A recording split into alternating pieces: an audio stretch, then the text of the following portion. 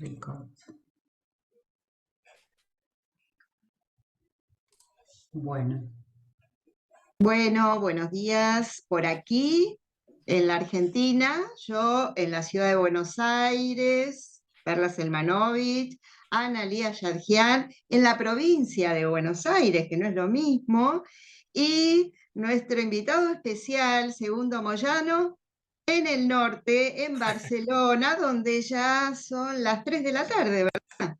Aquí son las 10 de la mañana de un sábado que nos dimos cita para conversar sobre un tema tan necesario para lo que es el trabajo educativo, como es pensar en la cultura, es pensar en los contenidos escolares, en los contenidos educativos más allá de lo escolar. Y nos interesaba hoy, Segundo, darte la bienvenida y también darle la bienvenida a Ana Lía a esta conversación, muy especialmente por el interés especial que Ana tiene respecto de este tema y que está investigando y que está escribiendo, de modo que apuesto a que inauguramos una conversación bien, bien interesante. Un pequeño apunte. Segundo Moyano, con quien venimos teniendo un diálogo desde el año 2006, en un encuentro allá en Barcelona, muy inspirador, respecto de nuestro diálogo entre psicoanálisis y pedagogía, entre psicoanálisis y educación, ¿no? Y es profesor, desde entonces, de nuestra carrera, hoy carrera de especialización, en aquel momento fue curso, luego diploma superior, hoy sigue siendo diploma superior, pero ya ha ampliado el recorrido a carrera de especialización, y Ana Lía, que también tiene un recorrido con nosotros desde el curso, ¿no? En su acercamiento en ese momento como cursante, y hoy es profesora investigadora de nuestro equipo. Ana tiene su larga trayectoria en el campo educativo como docente de los institutos de formación docente en ese área, es psicoanalista, de modo que aquí estamos para iniciar esta conversación. Y apenas para hacer un pequeño marco, Segundo nos ofreció una clase escrita en ese momento, y hoy la vamos a conversar, hace un poco más de 10 años. Y releyendo la clase, es notable, y aquí quizás ya podemos ir empezando a esbozar algunas cuestiones, lo que me pasó a mí, y lo conversábamos también antes con Analía y con Segundo, es la vigencia que tienen las ideas que ya están ahí presentadas. Y lo que hace al campo académico, se supone que cada 5 años hay que actualizar los contenidos. Entonces llama la atención, ¿dónde está esa vigencia y qué es necesario actualizar? Yo como para lanzar algunas preguntas. Entonces le paso la palabra con este marco más general a Ana. Ana, para invitarnos también a la conversación. bueno, buenos días, buenas tardes, buenas noches todavía no. Acá en los diferentes lugares y los diferentes tipos de saludos que podemos hacer cuando estamos en un meet, que estamos todos en diferentes horarios. Y bueno, y este tema de la inspiración, ¿no? Es decir, ahora voy a presentar a Segundo, pero retomando esto fresco que recién decía Perla, este tema de la inspiración, ¿no? Es decir, cómo cuando nos encontramos con alguien o cuando escuchamos ciertas palabras, ciertos recorridos, ciertas vueltas dichas que a veces un otro transmite en una clase, en un encuentro, en una charla, ¿no? A veces en esas vueltas dichas están también ciertas preguntas que ese otro también se hizo. Y cómo eso también capta, ¿no? Es decir, capta en el sentido del interés, del deseo, de querer saber, ¿no? Del deseo de saber.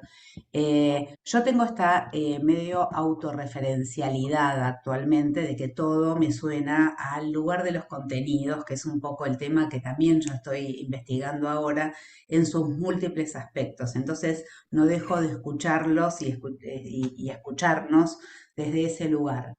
Así que bueno, esto, ¿no? Recién hablábamos un ratito antes de empezar a grabar. Bueno, la importancia de esa clase de segundo, y no solamente para mí, sino yo al ser tutora también y profesora del equipo, yo trabajo en aulas con docentes de diferentes lugares, de diferentes niveles educativos, ¿no? Uno podría decir, bueno, acá nosotros tenemos estas denominaciones que a veces son muy comunes en otros lados, ¿no? El nivel inicial, el nivel maternal, nivel inicial, nivel primario, nivel especial, nivel medio, nivel terciario, universitario y no universitario, bueno, y todas las cuestiones de posgrados, ¿no? Los diferentes niveles educativos que muchos hemos ido atravesando y cómo estos agentes educativos de diferentes niveles y de diferentes países, ciudades, ¿no? Nosotros tenemos en las aulas gente de múltiples lugares, quedan impactados con esa clase, ¿no? Es decir, impactados en el sentido de esto, ¿no? Esto me sirvió para abrir una nueva dimensión, ¿no? Es decir, yo pensaba lo importante que son esos lugares del vínculo educativo que abren justamente dimensiones, ¿no? Es decir, las diferentes maneras de poder entender los contenidos que tenemos, vamos a decir, definiciones que podría traernos las didácticas o ciertas pedagogías que se van fundiendo con las didácticas, pero que en ese punto parece que no fue suficiente, ¿no? Porque se supone que los profes hemos leído muchísimas definiciones de contenidos. No sé si hay tantas, ¿no? No sé si hay tanto énfasis en eso, Ujú. pero hemos leído sobre eso. Y sin embargo, esta clase trae novedad, actualidad, vamos a decir, un anclaje posible en las escenas, en el campo, los problemas con que lidiamos los profes en general. Bueno, sin quitar más tiempo a Segundo, que es un poco lo que queremos es escucharlo a él. Segundo Moyano es educador social, es doctor en pedagogía por la Universidad de Barcelona. Actualmente es profesor del grado de Educación Social de la Universidad Oberta de Cataluña y desde 2013 a 2020 fue el director del grado. Actualmente, además de profesor en la universidad, supervisor y formador de diferentes instituciones educativas y sociales. Y también, como decía Perla, es un referente fundamental de nuestras discusiones de equipo y de nuestro trabajo diario en la especialización, en la diplomatura, que es el primer año, y el segundo año de la especialización. Así que bueno, bienvenido, segundo, y bueno, y si querés vos introducir una introducción y después tenemos algunas preguntas que vamos a ir Por supuesto. haciendo.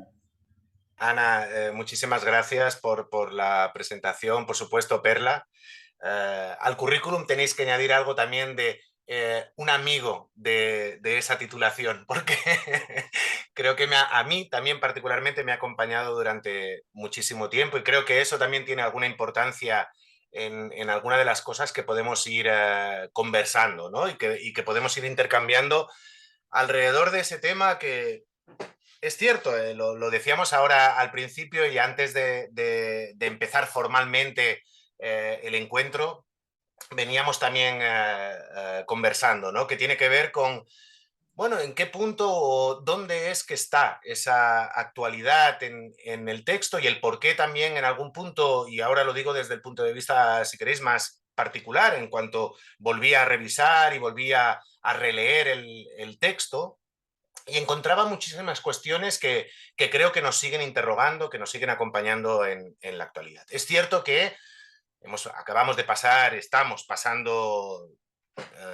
una situación que para todos es novedosa, que para todos ha sido algo de la irrupción de lo inesperado, ¿no? Como muy bien también vosotros habéis trabajado desde Flaxo y desde de los textos y las formaciones que nos proponéis.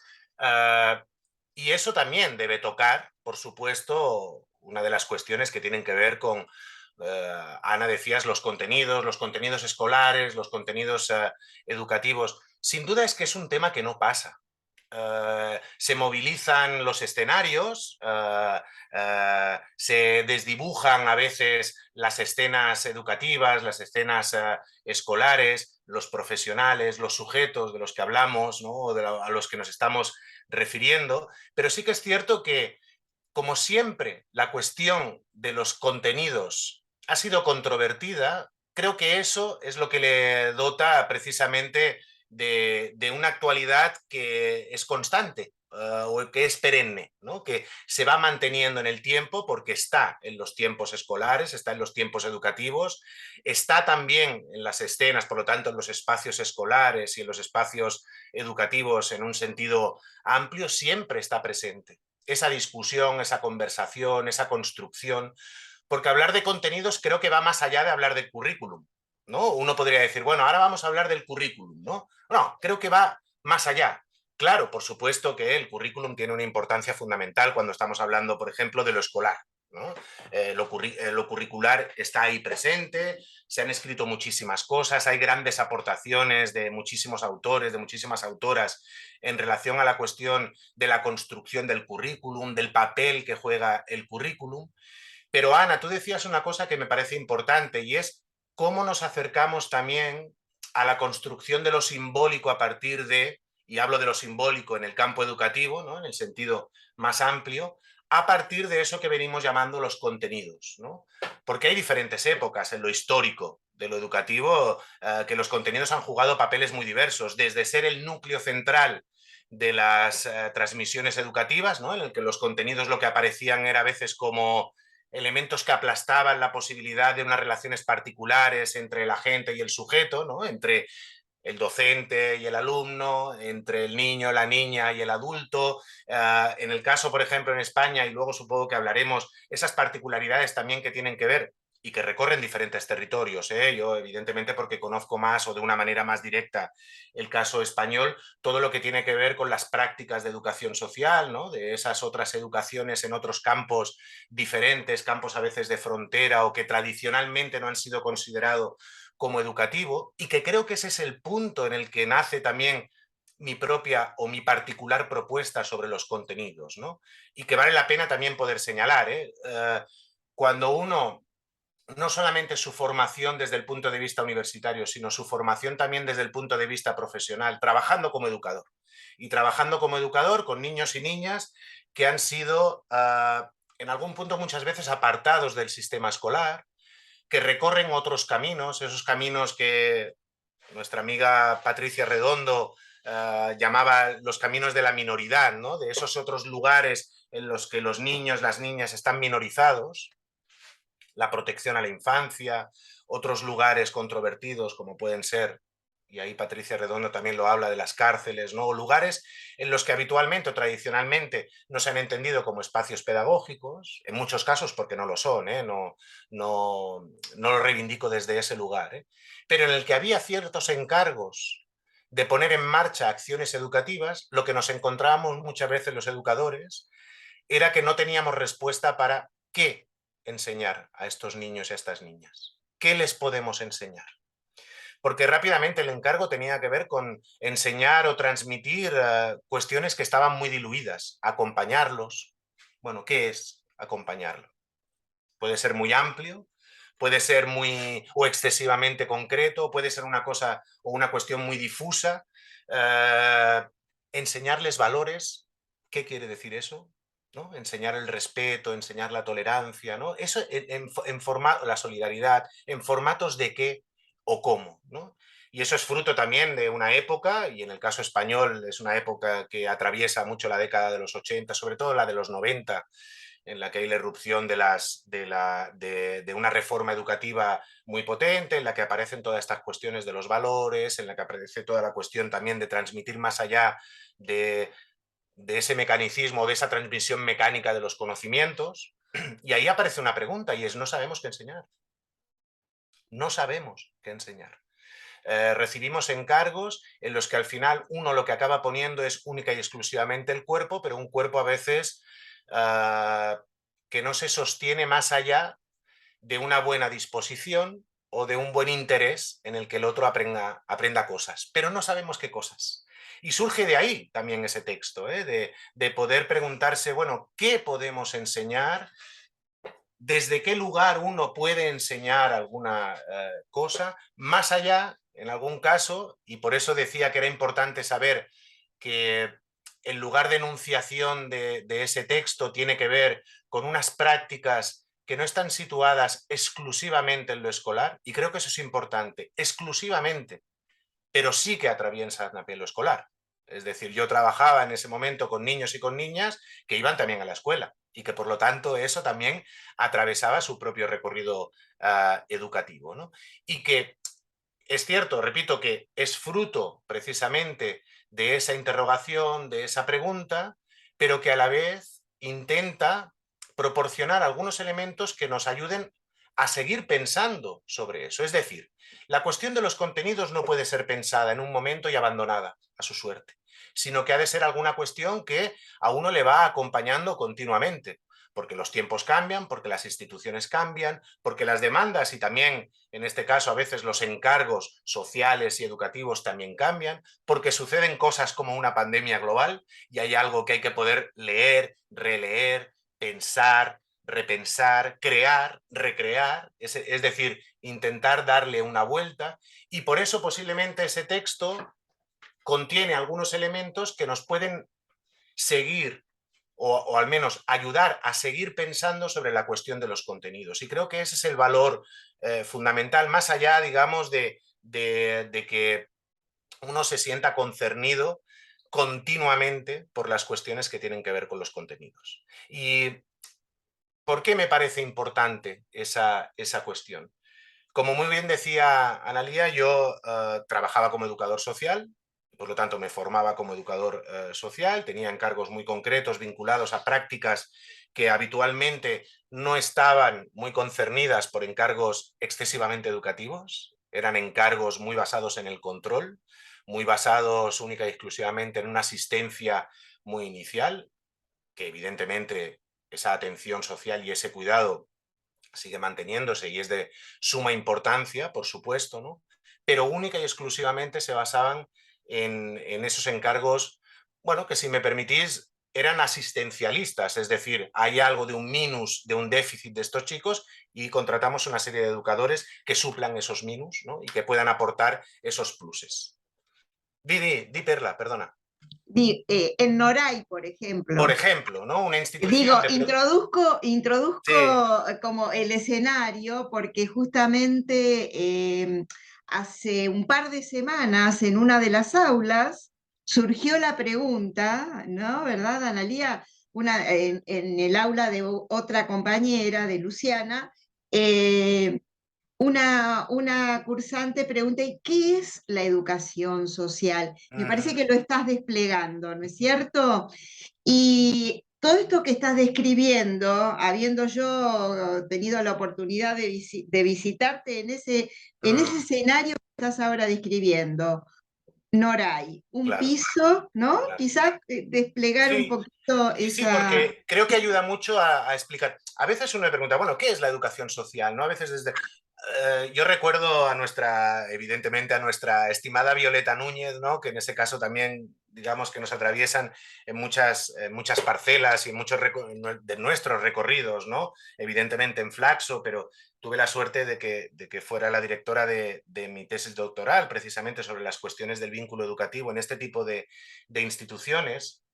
Y Violeta siempre decía que, bueno, había un punto vinculado al campo de la educación social que tenía que ver con algo territorial también, ¿no? Con un cierto invento español, decía ella, ¿no? Bueno, por unas particularidades, por unas particularidades históricas, básicamente, porque había toda una serie de profesionales que no trabajaban directamente en el ámbito escolar, pero que estaban desplegando toda una serie de acciones educativas, que luego, evidentemente, en otros territorios, como en el territorio argentino, pero también en Uruguay o en Brasil, o, evidentemente en todo el mundo, diría yo, con diferentes formatos y a veces más o menos formalizados. Yo creo que la particularidad en el caso español es que en los años 90 eso se formalizó con una titulación, que es el grado de educación social, en su momento era una diplomatura universitaria, luego se convirtió con el espacio europeo de educación superior en el que, digamos, hubo una cierta nivelación de las titulaciones en Europa, se convirtió en un grado universitario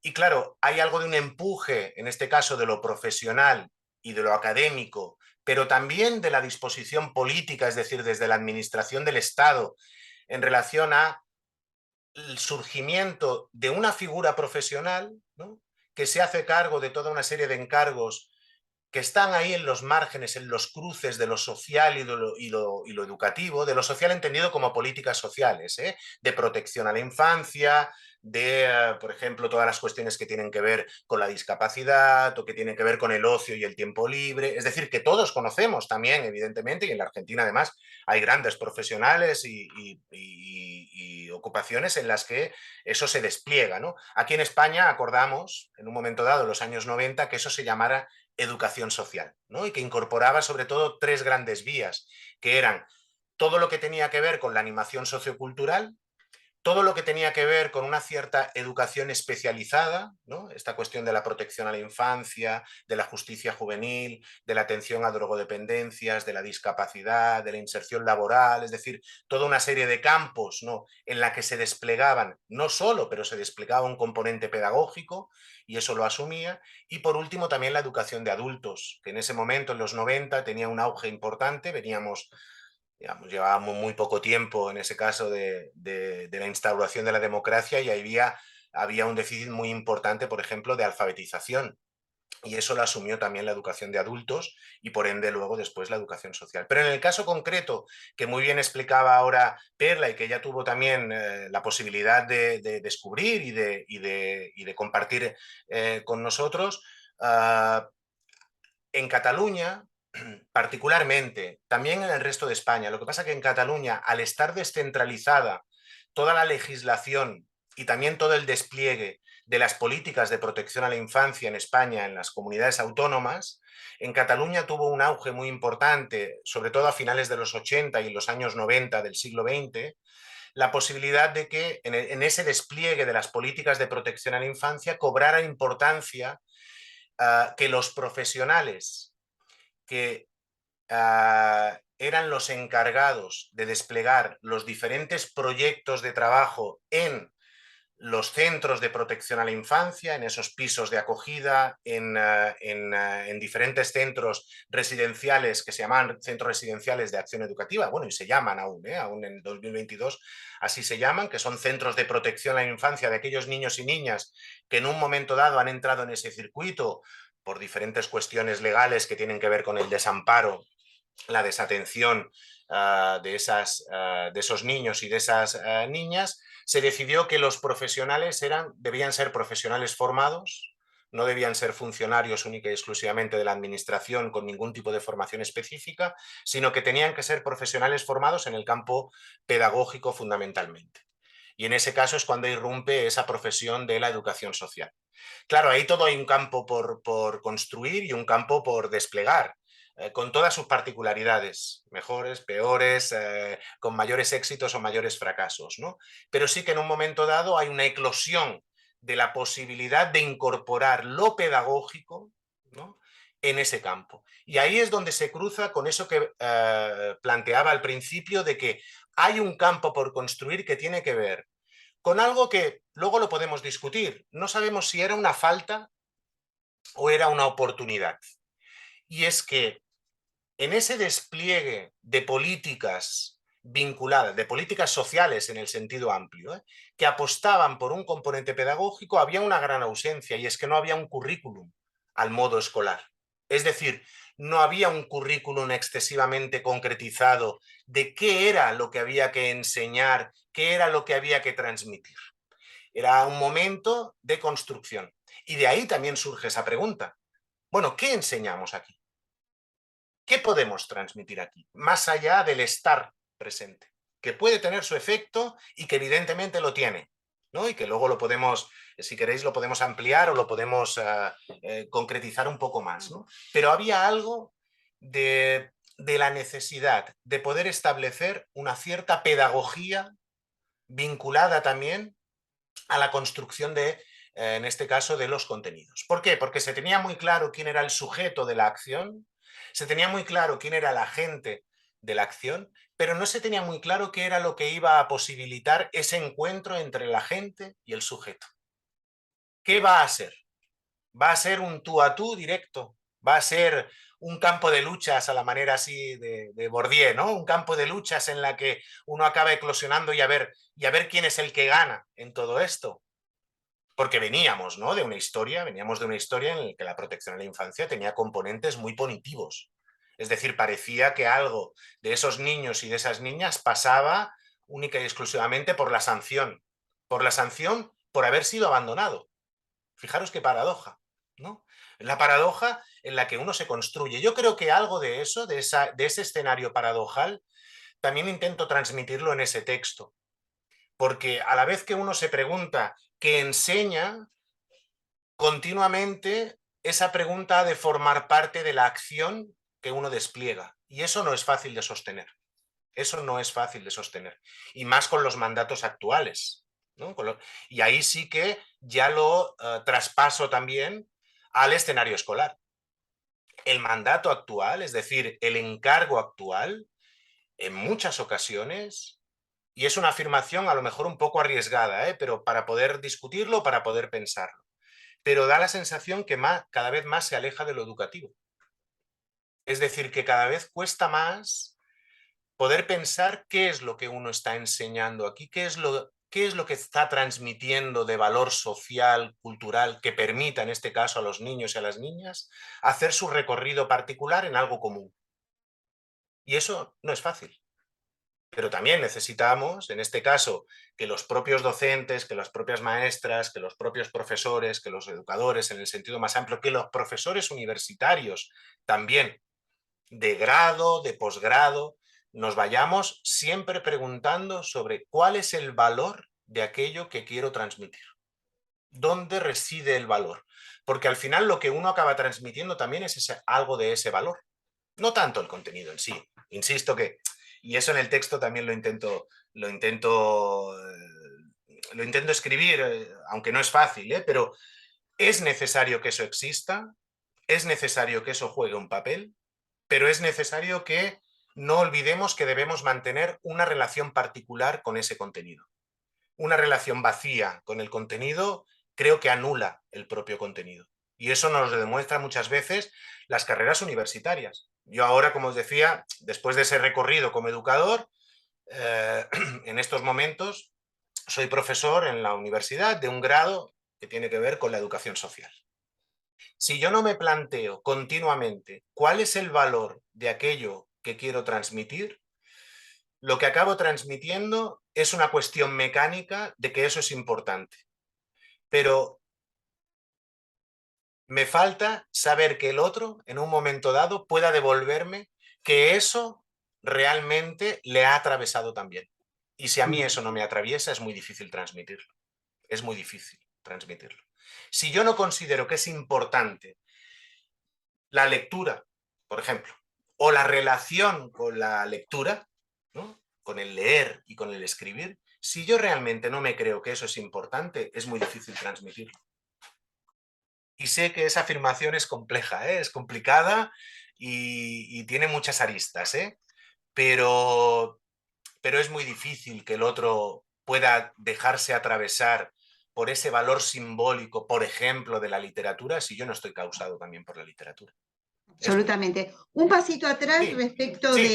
del recorrido que hiciste en relación a cómo aparece en tu trayectoria como educador social y en el Mm, campo de la educación mm, social, eh, los contenidos como como algo problemático, ujú, ujú. surge de lo que no anda, ¿no? Que Sí. siempre es tan fértil, Mm, a partir de lo que no anda. Y en ese sentido, me parece que es interesante como esa fertilidad de la que hablaba Ana al comienzo, ese encuentro con tu texto, que tiene esta historia, ¿no? De cómo ujú, llegás vos en ese campo, ¿no? Donde los contenidos, porque justamente fuera de lo escolar, ahí hay algo ujú, interesante, porque hay como un exceso, por un lado, muy parametreado, que vos mismo lo planteás en tu texto y que nos pasa a todos, que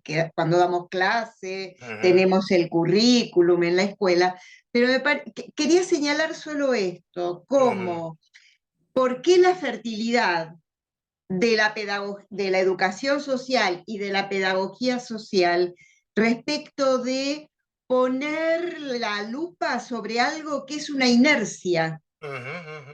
una inercia en el campo educativo escolar, en el Sí, campo educativo escolar? Entonces, sí, como pone el foco sobre una inercia, esto sí. por un lado. Y lo otro que me parece interesante, que es, vos decías al comienzo, siempre están los contenidos. El problema de los contenidos siempre está y es controvertido y es paradójico. Mm, ¿Con qué nos encontramos, y en ánimo de pensar la sí, actualidad, ¿no? ¿Con qué nos vamos encontrando hoy, ¿no? Que lo venimos conversando con Analía y con el equipo, que justamente a partir de la vuelta a las instituciones educativas, a los edificios escolares, hay otra vuelta sobre lo que vos mismo planteás, ese vaciamiento, ¿no? Del que habla Eve, el vaciamiento de los contenidos y que mm, en la educación social es algo que estaba ahí como, bueno, no hay. sí. ¿Qué enseñamos? Bueno, ¿qué aparece ahora? Que aparecen los cuerpos, también mencionaste los cuerpos, Ujú, ¿no? ujú. Aparece, bueno, es la presencia del cuerpo y aparecen hoy la presencia de los cuerpos infantiles y adolescentes no pudiendo regularse. Sí. Y justamente los contenidos no aparece la educación emocional, la empatía, la necesidad de una descripción que pega muy bien con lo que mencionas, Sí, sí. actualizado, que bueno, a lo que hoy ocurre, para pensarlo, ¿no? ¿Qué Ujú, hay de nuevo ujú, en esto sí, que, este eclipse de los contenidos, ¿no? En la educación escolar. Bueno, ujú, quería como esa resonancia con respecto a estas dos cuestiones, ¿no? sí. ¿Por qué la Están muy pedagogía? ligadas, Perla, además. Son dos elementos, yo creo que además has tocado dos elementos fundamentales que creo que nos atraviesan en la actualidad, que nos han atravesado a lo largo de la historia también de maneras diferentes, ¿no? O con diferentes intensidades, pero que ahora hay algo de un cruce con eso. Mira, si me permitís, un ejemplo en el que creo que algo de ese cruce, ¿no? En esas dos cuestiones es muy, muy evidente. Trabajando como educador, hubo un momento en el que yo era responsable, en este caso nosotros se llamaba, eras el tutor, ¿no? Tutor de un número de niños y de niñas determinado, ¿no? 3, 4, 5, dependía también de la institución o dependía a veces del propio proyecto, ¿no? Una cierta nomenclatura, pero que tenías una cierta responsabilidad añadida, ¿no? Y es que tú eras el responsable del recorrido de este niño o de esta niña por esa institución, en los diferentes ámbitos, ¿no? Yo era tutor de una niña que tenía, en ese momento tenía 7 años cuando sucede esta cuestión. Ella había llegado a la institución con poco más de 5 años, acabados de cumplir los 5 años. Y hubo un momento en el que tuve una reunión, en este caso con mi homóloga, que era la tutora escolar, ¿no? En la que ella estaba cursando. En ese caso era era primero de educación primaria, era el primer curso de educación primaria. Por lo tanto, Perdóname, sí, para ubicarnos, la institución en la que vos atendías a esta niña era un hogar residencial, exacto, porque exacto, lo ella que en no vivía Argentina se con su llama, familia. exacto, exacto, un hogar residencial, entonces los niños viven ahí 365 días al año, 24 horas al día, ¿no? Es decir, durante un tiempo determinado, que eso ya depende también a veces de muchas otras cosas que no solamente tiene que ver con el recorrido de los chicos por ahí, porque, digamos, había disposiciones judiciales y dependiendo también de la situación familiar en la que se encontraran, más o menos grave. La apuesta de esta institución en ese momento, mayoritariamente de todas las instituciones, de todo el sistema de protección, es que los niños y las niñas pudieran estar escolarizados en las escuelas del barrio en el que estaba esa institución. Es decir, que no era una institución total a modo de Goffman, ¿no? En la que allí estaba todo, ¿no? En la que los chicos hacían allí todo, ¿no? Sino que la escuela, por ejemplo, las actividades de ocio, otros recorridos sociales eran por fuera de la institución, ¿no? Entonces, en una de las reuniones que yo tuve de coordinación con esa tutora escolar del primer curso de primaria, yo le formulé una pregunta y es que esta niña había algo de una demanda constante por leer más. Ella quería leer más, es decir, se había encontrado con cuentos, con libros, con literatura en el sentido más amplio y adecuada también a su edad y con otros textos, y ella demandaba continuamente que tenía ganas de leer. No de que le leyeran solamente, sino de leer ella, ¿no? Entonces le pregunté cómo estaba esa cuestión en la escuela, ¿no? Yo simplemente le interrogué sobre bueno, ¿cómo está esta cuestión? Si ya están aprendiendo a leer y a escribir, porque en el caso español, entiendo que en la Argentina también debe ser más o menos por esas edades, pero cuando en primero de primaria se incorporan al curso, ya empiezan con él la cuestión del aprendizaje lector, ¿no? De la lectoescritura. Entonces, simplemente le pregunté. Claro, la respuesta en ese momento de la maestra, de la tutora escolar, fue que, bueno, que los chicos y las chicas de su clase ya habían empezado a leer, pero que en el caso de ella, claro, con la situación social que tenía, pues pensaba que debía llevar otro ritmo y que tenía que hacerlo más. Y eso es uno de los elementos que a mí particularmente me vinculan también con, si me permitís, una cierta reivindicación que hay en ese texto del diploma, ¿no? Con esa cuestión de los contenidos. Y es por qué se retocan o se adecúan tanto los contenidos siempre a la baja, justo con aquel que necesita, que lo que hace es que necesariamente que el motor se ponga o se revolucione un poco más. No sé si me explico. Es decir, ¿por qué siempre se toca ahí, ¿no? En ese lugar? Porque precisamente a esta chica lo que le hacía falta en ese momento era tener una otra relación mucho más potente que no que le recordaran continuamente su situación personal, particular, familiar o la que le había llevado en ese momento. Porque al final todos tenemos ese tipo de relación. Es decir, cuando nosotros teníamos 7, 8, 9, 10 años, yo invito a todos los que nos escuchen que aquello que decía Freud, ¿no? De vayan ustedes también al niño que fueron, ¿no?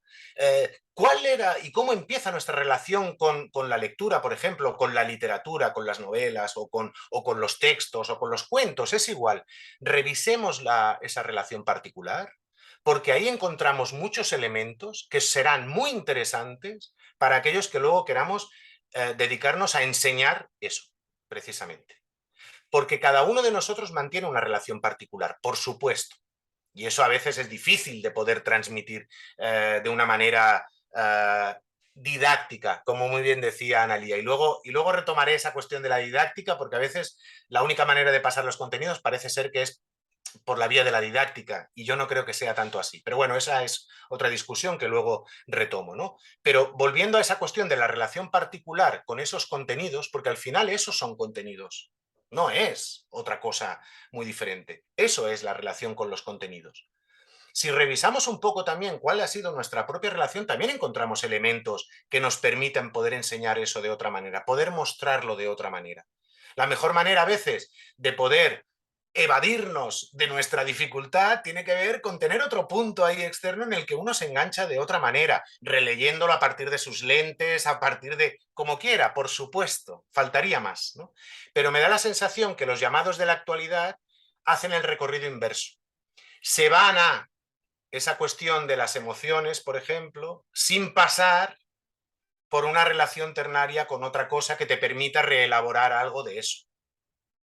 Claro que está muy bien la cuestión de la empatía, de la solidaridad, de la autoestima, todo lo que tú quieras, pero eso me parece a mí un efecto de la relación que uno mantiene con el saber, con el conocimiento, con las artes, con la cultura en general, en el sentido más amplio, porque al final digamos que la cultura se inventó para eso, o el humano inventó la cultura para poder soportarse un poco, ¿no? Y ahí creo que hay una conversación interesante con el psicoanálisis, ¿no? Para que eso pueda mediar en las relaciones sociales, en las relaciones particulares. Por lo tanto, eso me parece que articula, o ese ejemplo articula muy bien, Perla, lo que comentabas sobre, es cierto que en muchas ocasiones el contenido viene dado, pero el contenido o lo vivificamos o lo que acabamos transmitiendo es la mortificación del contenido. Esta cosa mortífera, ¿no?, de transmitir el currículum de una manera poco cargada, en este caso, de un cierto deseo por enseñar eso, por aprenderlo. Claro, en la actualidad, aún más, porque lo que nosotros no cargamos no quiere decir que luego no se acabe cargando. Y me explico. Ahí es donde entran, y en ese sentido yo creo que las personas que cursen, que estén cursando, en este caso, la diplomatura, la especialización, creo que es importante el texto de Ana Abramovich sobre la cuestión de la educación emocional. Yo es algo que incluso con los estudiantes universitarios estamos trabajando, porque la demanda continua de trabajar cuestiones de educación emocional a veces borra esa dimensión emocional de la educación, que es ahí donde creo que Ana Abramovsky lo explica muy bien.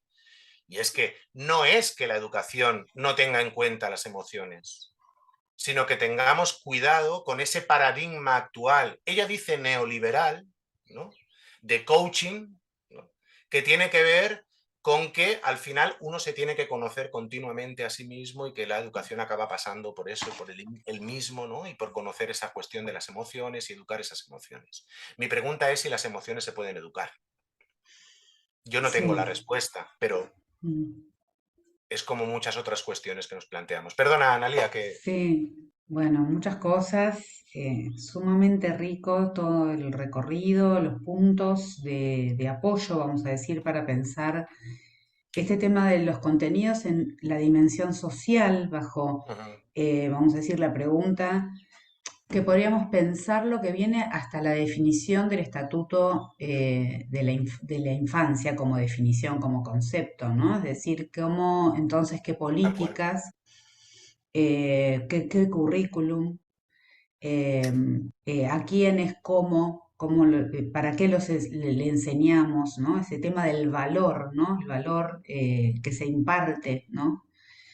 Y cómo a mí me resuena siempre esa cuestión que vos también la tomaste, que está en la dimensión social, esto que también decía Perla, la cuestión del cuerpo, ¿no? O sea, el cuerpo como un cuerpo, esto, para disciplinar, para controlar, es decir, ese componente punitivo que decías, Mm, este, o las preguntas estas que abren a también la dimensión, vamos a decir, del deseo, ¿no? Es decir, más deseante, ¿no? Es decir, no solamente del sujeto, sino de la gente. Pero pensando en esto del sujeto, como también a partir del deseo, otra vez tomamos algo del cuerpo, ¿no? Es decir, claro. porque no podemos pensar el deseo sin un abordaje pulsional del cuerpo, ¿no? Ujú, Ese tema de que también hay varios autores que hablan de esto de la erotología, ¿no? De la clase como una erótica también, ¿no?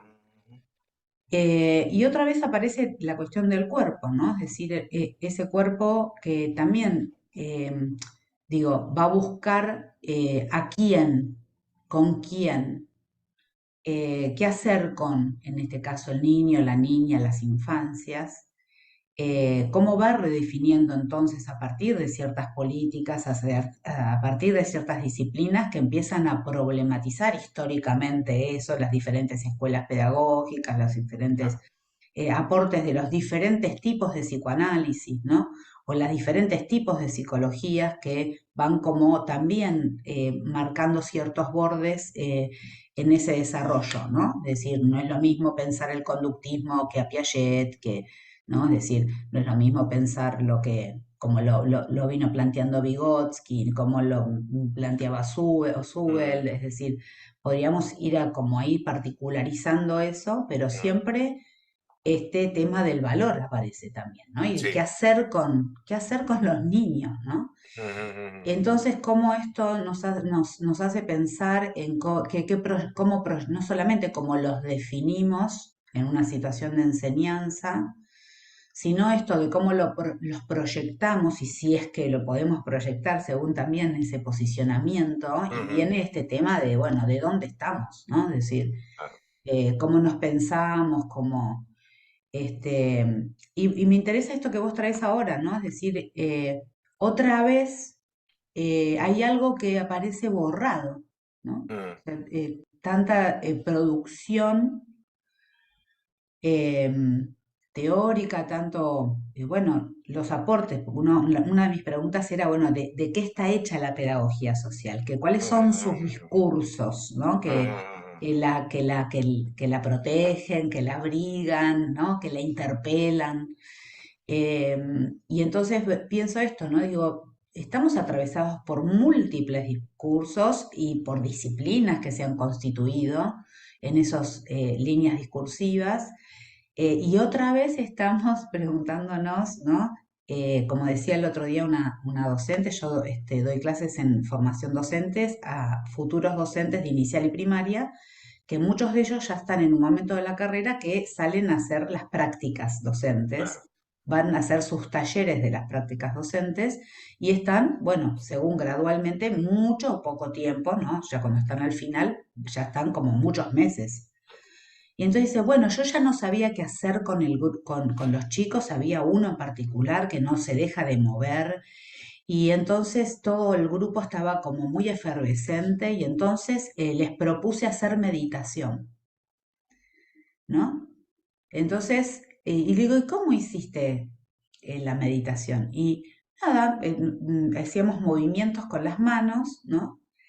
Y le digo, ¿y los contenidos qué pasó con esto de qué cosas les gustan a estos chicos? No, se copan leyendo, jugando, y le digo, ¿y por qué no ir por ahí, no? Es decir, esa conversación que puede ser como prototípica de muchas otras conversaciones, bueno, traen esto, ¿no? Es decir, qué cosas hacemos, qué pasa, qué nos pasa con los chicos, ¿no? Es decir, qué pasa con los niños, con sus cuerpos, qué nos inquieta, ¿no? Sí. De los niños, ¿no? Esa es Eh, una pregunta fundamental, Ana, porque en realidad hay algo de eso que acaba también disponiendo los elementos que se ponen en juego en un aula o en otros escenarios educativos, ¿no? Está bien lo de la cuestión de la meditación, si uno lo puede utilizar en un momento dado para ciertas cuestiones que te permitan continuar, bueno, no me parece mal, ¿no? Pero la cuestión es que lo único que se haga sea esto, o que la única respuesta que uno sea capaz de construir es que lo que estos chicos necesitan es meditación. Bueno, ahí es donde podríamos discutir y ahí es donde podríamos ver qué relación tenemos entonces con eso que en algún punto uno debe mantener, que tiene que ver también con un cierto encargo social. Y no hablo de un encargo administrativo político de cumplir con ese encargo, sino un encargo social. La escuela tiene un encargo social. Digamos, todos hemos armado algo de eso y de una cierta propuesta en lo que pensamos que es la escuela, con todas las divergencias, con todas las contradicciones, con todas las tensiones que podamos tener en la actualidad y sobre todo ahora, después de toda esta cuestión de la pandemia y cuál es el encargo. Bueno, pues habrá que construirlo, habrá que poder trabajar o compartir o conversar sobre esas cuestiones, ¿no? a mí el temor, ¿no? o en algún caso el riesgo que veo en todas estas cuestiones es que esto acabe solapando aquello que como sociedad entendemos que es importante poder transmitir a los niños, a las niñas, por lo tanto a las nuevas generaciones.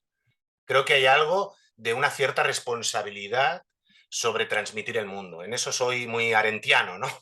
Muy de Hannah Arendt, en el sentido de que hay algo de esa transmisión y ese legado que es nuestra obligación poder transmitir para que el otro haga con él lo que quiera, lo que pueda, lo que sepa, pero estamos obligados. Uno no puede construir sin tener una cierta base de esa construcción.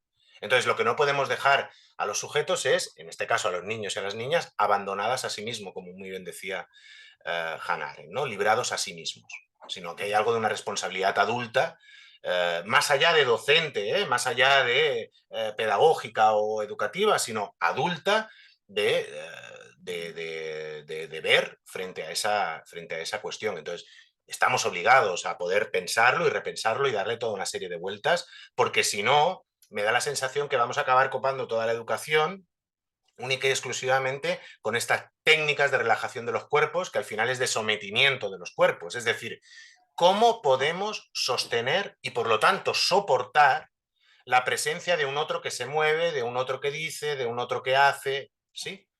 Insisto, yo creo que la respuesta no está solamente en poner nuestro cuerpo, que también, porque está ahí, sino también en ser capaces de construir un tercer elemento que ayude precisamente a la relación entre cuerpos. ¿Me explico? Es decir, que, que no olvidemos, y por lo tanto, por eso me gusta engancharlo con que cuidado a veces con desestimar el currículum escolar. A veces hay algunas tendencias, algunas posiciones a pensar, es que, claro, estamos absolutamente encorsetados con el currículum. Aparte de la discusión ciudadana, política, ¿no? de un cierto activismo político frente a esos currículums que a veces son, insisto, aplastantes, que a veces no responden a la actualidad. El currículum siempre va a ir por detrás de la actualidad. Y eso tenemos que aprender también a pensar que el currículum difícilmente a veces va, digamos, a ir un paso por delante. Va a ser un poco complicado, ¿sí? Pero a veces salen una serie de voces de el currículum nos encorseta, el currículum es el que no nos deja precisamente una cierta creatividad en el trabajo que realizamos. Yo no estoy de acuerdo con esas afirmaciones. Yo creo que el currículum es necesario.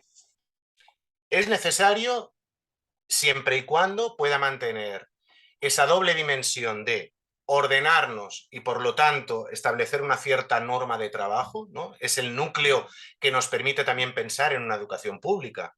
Si no va a ser complicado, si no va a ser un sálvese quien pueda.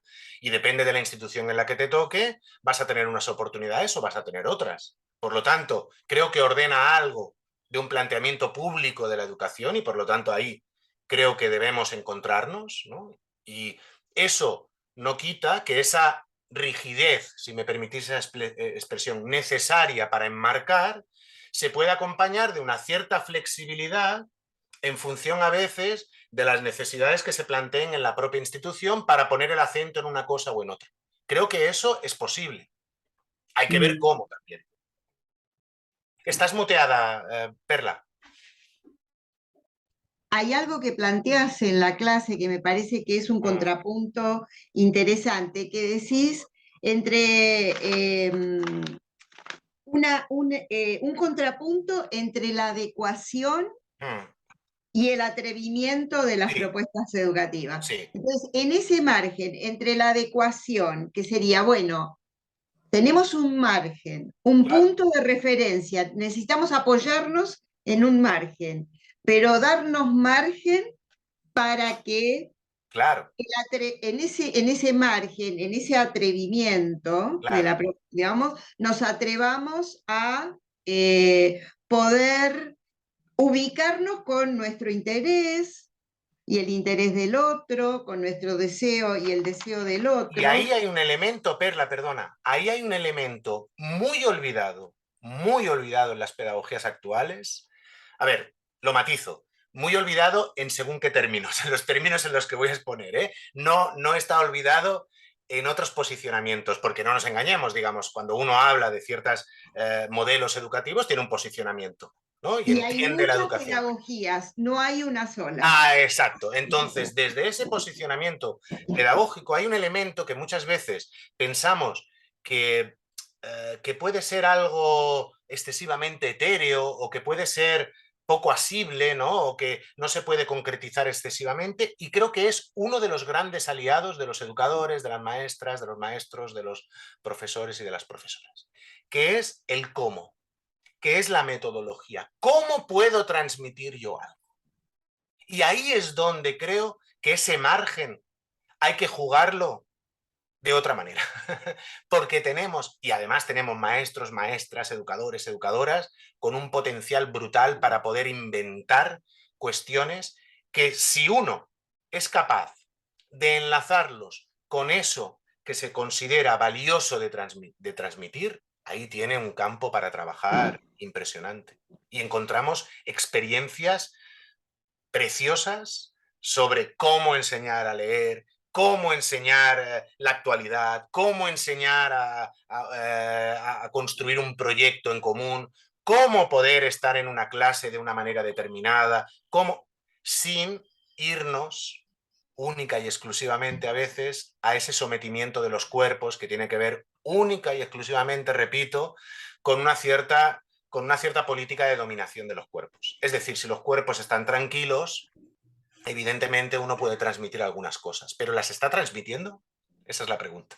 Ahora, hay una palabra que vos mencionaste antes, que es mortificación. Oh, Ahí te doy la palabra, Ana, que estabas por decir algo. Que me atrevo a pensarlo ahora Son con ustedes, ¿no? las ganas que nos transmite Claro, me atrevo a, como a construir algo a partir de la palabra, si de eso se trata la conversación, ¿no? Que una palabra claro. trae la otra. Vos mencionaste la palabra mortificación, ¿no? Y dijiste, que me interesó mucho, mortificación de los contenidos. Sí, Jugaría de esta manera, a ver, me hace pensar esto. La mortificación de los contenidos es cuando los matamos, claro, claro, ya sea porque no están o ya sea porque no le damos vida, exacto. ni a la matemática, ni a la historia, Ahí ni a está la la clave. geografía, ni a la física. Los congelamos, mortificamos. Claro, ¿Eh? claro, ¿Me decís? congelamos. Los claro, congelamos, claro. exactamente. Entonces ahí hay una mortificación de los contenidos Mm, que empata con la mortificación de los cuerpos. claro, claro. Ahora bien, la mortificación de los cuerpos que aparecen hoy, los cuerpos mortificados tras las pantallas pandémicas, Ujú, aparecen hoy con una irrupción y ahí me parece que poder pensar que sí, frente a los cuerpos mortificados que necesitan a su aire ponerse en movimiento, los ponemos en relación a los contenidos mortificados, ya sea por su inexistencia o sí. ya sea por su congelamiento, como dice Ujú, Ana. Bueno, ahí hay un laberinto, claro. ¿no? En Por eso donde hay que irse ahí a las cuestiones concretas. Ana, perdona, un inciso muy rápido, pero a mí siempre me ha llamado la atención. Vamos a ver. ¿Es importante que un niño o que una niña sepa sumar? ¿Es importante o no es importante? Es decir, si es importante, si decidimos que es importante, no entro ahora en la discusión, porque posiblemente van a decir, no, porque ahora con una calculadora, no sé qué. Bueno, sí, tú lo puedes hacer con una calculadora, pero entonces entramos en una lógica de resultados y no en una lógica de efectos, como muy bien plantea siempre Graciela Frigerio, en que la lógica de la educación es la lógica de los efectos, no la lógica de los resultados. Es decir, claro que un niño o una niña utilizando una calculadora suma y sale el resultado y sale correcto, por supuesto, y que a lo mejor hay que aprenderles a hacer funcionar la calculadora. Pero lo interesante es el efecto del aprendizaje de esas sumas, que tiene en la construcción, digamos, particular, por lo tanto subjetiva, pero también social. Es decir, algo de ese instrumento social que tiene que ver con la suma, ¿no? Con el hecho del sumar, creo que es importante también a la hora de poder valorar cuáles son las estructuras que nos permiten en algún punto relacionarnos con nosotros mismos y con los demás. Y digo la suma, como puedo decir cualquier otra cuestión que consideremos que es valioso en ese momento histórico, concreto, a transmitir. Y que hay algunas cosas que pueden ser transhistóricas, es decir, que pueden atravesarnos durante muchísimo tiempo, por supuesto. Si decidimos que eso es importante, la cuestión es que si lo acabamos mortificando en ese doble sentido que muy bien señalas, lo que acabamos traspasando es la calculadora, pero sin la calculadora. Es decir, tienes que aprender a sumar porque es importante. ¿Por qué? Pues no lo sé, porque es importante. Porque lo pone el currículum. Y eso es mortificar el contenido. Porque entonces el otro no encuentra ningún aliciente en la posibilidad de aprender a sumar si sabe que en la calculadora le va a salir el resultado. Porque lo que le estoy demandando, aunque sea de manera soterrada, es que se coloque en el lugar de los resultados y no en el lugar de los efectos que eso produce. Es decir, aprender a leer y a escribir no es aprender una letra y luego poder decirla. No es eso, es el efecto que tiene eso en nuestras vidas. El hecho de poder descubrir otra cosa, de poder conocer una novela maravillosa que te transporta a un mundo en el que te olvidas absolutamente de todo, es firmar un contrato del no sé qué, es poder leer a alguien que está a 10.000 kilómetros de distancia, alguien que ya está muerto y que resulta que uno lo lee y descubre que le pasaban las mismas cosas hace 3 siglos que las que le suceden ahora a él mismo, ¿no? Es decir, aprender a leer y escribir no es el resultado de una buena letra y de una buena dicción o de una buena fonética. No es eso. Es el efecto que eso produce y el mundo que se le abre a un niño o una niña. Y eso estamos obligados, aunque pueda sonar de modé. Insisto, a veces suena de modé, a veces suena como trasnochado. Ah, bueno, en la época del ordenador y no sé qué. Yo soy el primero, yo trabajo en una universidad como vosotras, en la que, digamos, esta cuestión de la virtualidad tiene un efecto importante. Y sí, por supuesto, claro que sí, pero es algo de un instrumento también. Y está bien que seamos conscientes de eso y eso no quiere decir que uno se convierta en un tecnófobo. Pero esa cuestión de poder tener una relación particular con la letra, eso es algo que sigue siendo fundamental. Y creo que será muy difícil que eso sea borrado o que eso sea, digamos, traspasado. No sé si pasará. Yo no sé si lo voy a ver eso. Pero me parece importante que podamos situarnos en aquellas cuestiones que realmente consideremos, porque son construidas y son decididas y son pactadas. Es algo, digamos, de un cierto nuevo contrato social. A lo mejor tenemos que abrir la discusión sobre qué es lo valioso ahora, qué es lo importante, qué es lo que sí queremos transmitir y qué consideramos de nuestro propio legado que estamos obligados también a transmitir. Y a partir de ahí, creo que se abre la posibilidad de no jugar a mortificar continuamente los contenidos, que es el problema que siempre hemos tenido con los contenidos. Y es que hacemos una transmisión mecánica de el rey Alfonso IV tal hizo no sé cuánto, la gesta y tal. Bueno, eso es mortificar algo de eso. Es mortificarlo. Porque al final lo que está transmitiendo uno es un conocimiento muerto. ¿Qué quiere decir? ¿Que no hemos de transmitir la historia? No, al revés. Ahora más que nunca hay que transmitir la historia, por ejemplo. La consideración de verse como un sujeto histórico es algo que la escuela actual debe poder replantearse de cómo lo hacemos y cómo lo estamos haciendo, ¿no? Insisto, que no quiere decir que lo estemos haciendo mal, perdonar por a veces por una cierta vehemencia en ese sentido. No quiere decir que no se esté haciendo. No quiero decir que seamos conscientes, en este caso como educadores, que eso tiene un valor, que lo estamos haciendo y lo que a lo mejor hay que poder actualizar o hay que poder darle un lugar es en esa construcción metodológica, ¿no? De cómo esto lo enseñamos, cómo lo transmitimos, de qué manera, y hay experiencias maravillosas sobre eso, maravillosas sobre eso. Un poco lo que viene planteando Ana, ¿no? Claro, claro, En relación a qué hace eco, ¿no? Lo traes vos en estos términos, claro. qué hace eco en el cuerpo, ¿no? Mm, Cuando ese objeto de conocimiento, en mm, tanto y en cuanto pueda tener esa resonancia, claro, eh, esa resonancia también en los cuerpos, claro. ¿no? Cuando, como vos bien decís, y ahora mismo te entusiasmas, Sí, ¿no? sí, sí, sí, sí, sí, sí, Eh, sí. Y a uno le hice gustaría algo, traspasar la pantalla e ir allí y poder conversar y decirte, claro, ¿ves? ya lo haremos Claro, cuerpo ahí, presente, pero claro. también es un saldo que nos deja Sí, la por pandemia. supuesto, Ana, por supuesto. querías decir algo, Ana.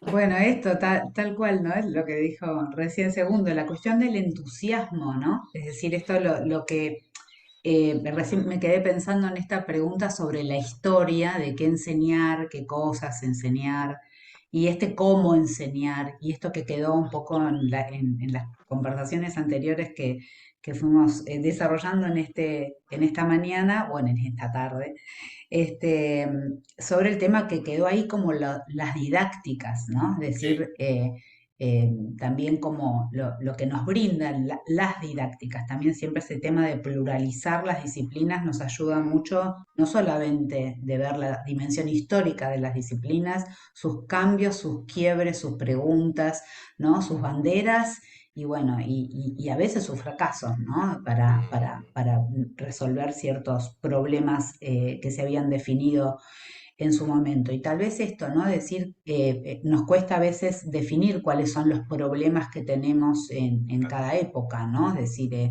lo contemporáneo a veces tiene esa dificultad, ¿no? De poder hacer las preguntas apropiadas en el momento justo, ¿no? Y entonces tal vez es la historia, pero tal vez es qué hay en la historia para transmitir y para transmitirle a estos sujetos en particular o a este sujeto en particular Claro. o qué de la historia, ¿no? Puede tocar a un sujeto en particular o a un grupo en particular a partir también de ciertas conversaciones que se van Ahí está. generando con los grupos, ¿no? Es decir, si esto que vos decías, ¿no? Es decir, la nena quiere leer más, pero también puede leer con otros, ¿no? Es Ahí decir, está. otro, ¿no? Dice, che, qué libro, no digo, no, no en 7 años, Sí, tal sí. vez sería como otra forma, ¿no? El lenguaje, pero digo, esta cosa que los chicos dicen, ah, ver esto que estás leyendo, ¿no? O alguien se leen entre ellos, o aparecen otras dimensiones que nosotros no estamos viendo con anterioridad. Eso ocurre en el encuentro, ¿no? Sí, Entonces ahí también algo, ¿no? De lo preestablecido, cómo perfilamos a los niños o a las infancias, por eso me interesaba pensar esto de que, y lo que me encantó, como dijiste, ¿no? Como seguimos sometiendo a los cuerpos, ¿no? ujú, Es decir, los ujú, cuerpos siguen siendo sometidos ahora con la meditación, con, no sé, una música que los tranquiliza, pero está todo el tiempo eso, ¿no? En los diferentes niveles educativos, o se sientan en la ronda, o no se paren, o presten atención, o no, es decir, saquen los celulares, dejen los celulares, ¿no? En los diferentes niveles educativos esto aparece, ¿no? Como una especie de signo que se le hace al docente que es no, lo que yo doy no les sirve, ¿no? claro. O no lo quieren o no les gusta, ¿no? Pero Ujú, otra vez, ahí el contenido otra vez mortificado claro, en este claro, sentido, ¿no? claro. No, y seguramente, por eso creo que siempre hay que poder mantener esa relación dicotómica, ¿no? Con lo que uno puede ejercer una cierta mirada crítica sobre alguna de las cuestiones que tienen que ver con lo curricular, y es cierto, ¿no? Que a veces dices, bueno, igual hay demasiado acento en este, pero digamos que la respuesta o esa mirada crítica creo que no debería tapar todas las oportunidades que tiene el hecho de que uno pueda orientarse en el currículum, porque creo que ayuda también a tener una posición diferente, ¿no? Sí que siempre habrá una relación, bueno, de amor-odio con los contenidos, siempre. Creo que lo define, eso es así. Es decir, aquello que uno tiene que enseñar y aquello que uno le gustaría enseñar, ¿sí? Bueno, ahí en ese campo hay que poder construir, porque hay algunas cuestiones que pese a que uno piense que es difícil de poder transmitir, es donde tienes algunos elementos para poder construir, para poder intercalar algo de la novedad. Lo digo porque si no, eso viene a ser copado, viene a ser ocupado absolutamente ahora por esas lógicas actuales de entender la innovación, como si ahora uno estuviera inventando la rueda continuamente, ¿no? O que la demanda es, sea usted innovador en su aula. Bueno, innovador, ¿qué quiere decir? Es decir, pocas cosas ya no están inventadas. No creo que se trate de eso. Es otra posición. Es una posición que permita que en las aulas irrumpa la novedad. Irrumpir la novedad es decir precisamente que hay alguien ahí que en un momento dado eso lo va a tomar como algo nuevo. Y para nosotros, saber que eso sucede es lo que nos debería impulsar, debería ser el motor para saber que fulanito o fulanita, que María, que Pedro, que Antonio, que Rusé, está aprendiendo una cosa nueva, ¿no? En un aula que es muy difícil porque uno se dirige a un montón de chicos y de chicas, aquí cada vez crece más el número de niños y de niñas que están en un aula, ¿no? Pero saber que aquello que uno pone en juego ahí, en ese escenario educativo, le llega a todos, pero le llega a cada uno también, de manera particular.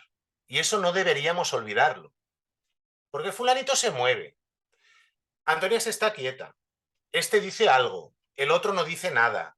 Por supuesto, eso forma parte del escenario, ¿no? Eso forma parte, incluso a veces, si queréis, de la teatralidad, ¿no? De la dramaturgia que puede suceder en un aula durante mucho tiempo, ¿sí? Si uno eso intenta sumarlo a aquello que quiere transmitir, ¿no? A aquellas cuestiones que forman parte de esa responsabilidad, creo que las puede poner a su favor. Si lo planteamos en términos de que eso entorpece, pues evidentemente eso siempre va a ser un impedimento y otro, porque la actualidad que estamos viviendo es que siempre hay impedimentos, siempre va a haber impedimentos. De lo que se trata es ver si algunos de esos impedimentos también los podemos poner de nuestro favor, porque si no parece que seamos como el eje, ¿no? El punto en el que en el que se acaban configurando todos los impedimentos que tiene que ver con la educación. Nos ha pasado con esta cuestión de la virtualidad. Claro que ha sido muy difícil muchas cosas y muchos despliegues de lo escolar, por ejemplo, de lo educativo en general, en estos formatos virtuales. Bueno, miremos también qué parte de eso podemos incorporar de una manera habitual o de una manera periódica en la institucionalidad actual, que pasa también por la presencia de los niños, de las niñas, de los maestros, de las maestras en las escuelas, de manera presencial. ¿Qué de eso de lo virtual también puede aparecer? ¿Puede aparecer algo?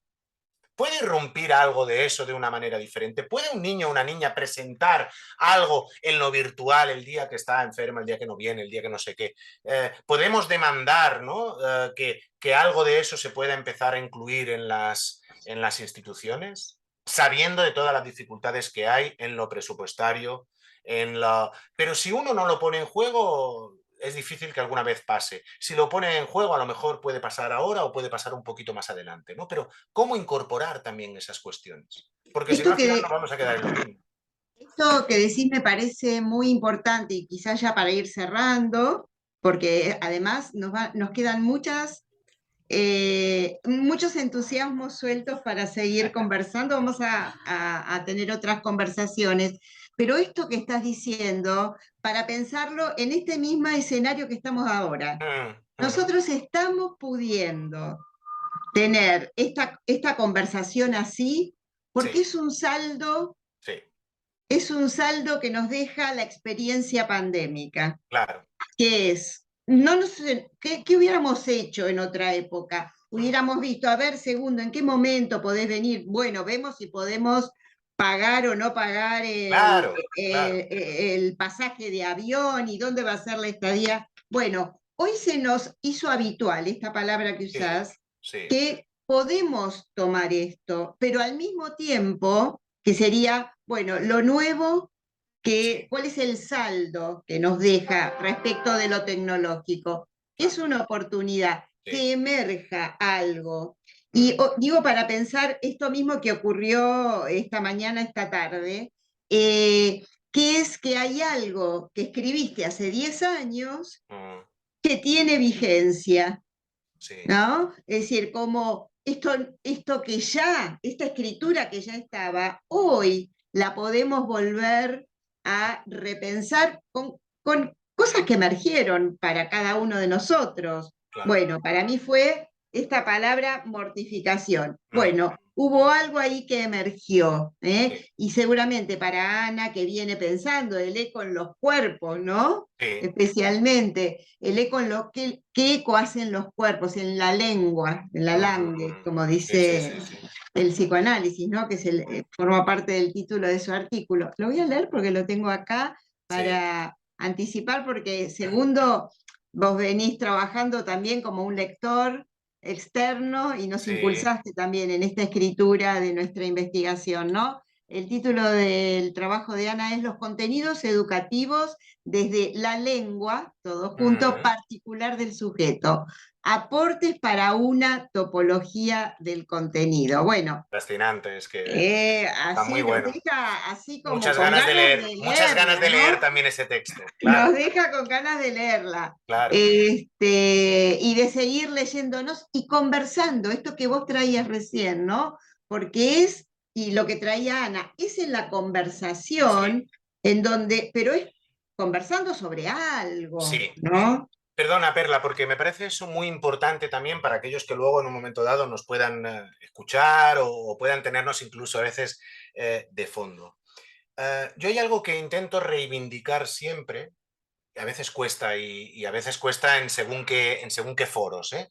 Pero creo que hay, vamos a ver, la manera de poder vivificar para poner ese sustrato, digamos, o esa posición, ¿no? Delante de toda esa mortificación continua en relación al tema de los contenidos. Para poder vivificar algo de esa relación particular con los contenidos que nos permita seguir preguntándonos sobre qué enseñar, qué transmitir, qué es lo que cobra valor en este momento, ¿no? O que hemos decidido como sociedad poder transmitir a los niños, a las niñas con los que estamos trabajando de manera cotidiana, creo que es muy importante. Por supuesto, poder mirar y poder revisar algo de la relación particular que cada uno tiene con esos contenidos, por supuesto, y eso en el texto creo que está más que presente, por eso a lo mejor es actualidad, ¿eh?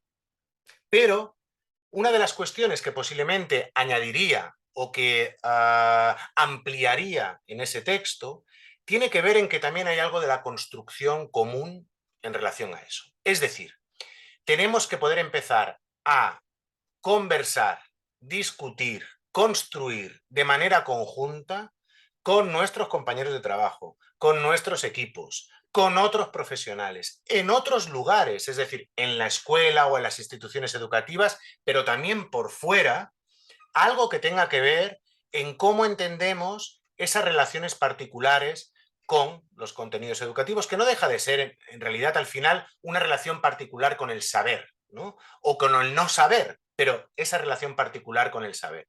Y creo que ahí es muy importante el trabajo que vosotros realizáis, por ejemplo, en Flaxo, evidentemente en la carrera, vinculado a cómo conversar con otras disciplinas sin que eso se convierta en una suerte de, ¿cómo diría? En una suerte no encuentro bien la palabra, ¿no? Pero que caiga más allá del lado de la conversación, de la posibilidad de conectarnos, de la posibilidad de intercambiar.